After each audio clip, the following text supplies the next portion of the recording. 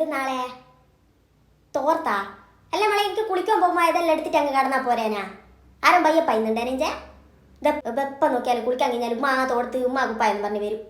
ഞാളെല്ലാം എന്താ ഒരാളെ നിപ്പിച്ചിക്ക ഇങ്ങനെ തോർത്തും മുണ്ടെല്ലാം എടുത്ത് തരുവേ പക്ഷേ ഉണ്ടായിരുന്നു ആ പാട് വാരി തിന്നു നിൽക്കണ്ടേ കുറച്ചങ്ങ് ചാടിക്കള കേട്ടിക്കല്ലേ കണ്ടത്ത് കുട്ടി അയിലെല്ലാം കൊണ്ടുവന്നാ ആ കെട്ടുപോയിത്ത കാലം കൊണ്ട് കിടക്കേക്കാരല്ലേ ആ കാല് താത്തിയിട്ടേനെ എനക്കാവൂല തിരുമ്പ് പഠിപ്പിക്കാനൊന്നും കാല് താത്തിയിട് കിടക്കേക്കാരി മലക്കുത്തം മറിയുന്നോള്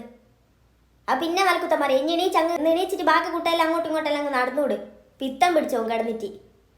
പൊയ്ത്ത കാലും ആ എന്താളെ ഇനി അടുക്കളയെക്കാരുമ്പോഴത്തേക്ക് നിലത്ത് ഫുള്ളിങ്ങനെ കൊളാകുന്നേ ഞാൻ എന്താ വെള്ളം മുക്കി പാരുന്നുണ്ട് നിലത്ത് ഞാൻ ഇത്ര നേരം ഈ അടുക്കളയിൽ നിന്ന് പണിയെടുക്കുന്ന ഒരു തുള്ളി വെള്ളം നിലത്തുണ്ടേനാ എപ്പാ ഊരി വീണ് കാലും കൈയും നടുവൊന്നും പൊട്ടുന്നറിയല്ല